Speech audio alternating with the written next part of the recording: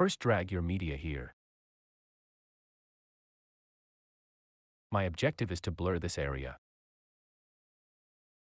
Go to the right panel and proceed to Effects, Video Effects, Blur and Sharpen, then drag Gaussian Blur to the timeline. Now open Effects Controls. Select the area shape you want to blur, or just use Free Draw. Now position the shape to your liking.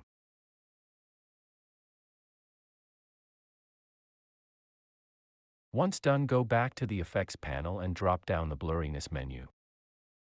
Position the scale to the blur level you want.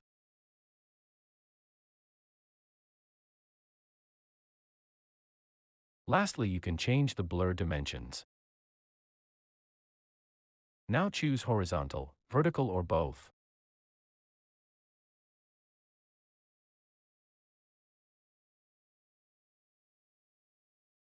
I hope this video was able to help you. If you have further questions about this topic or another, please don't hesitate to comment them below.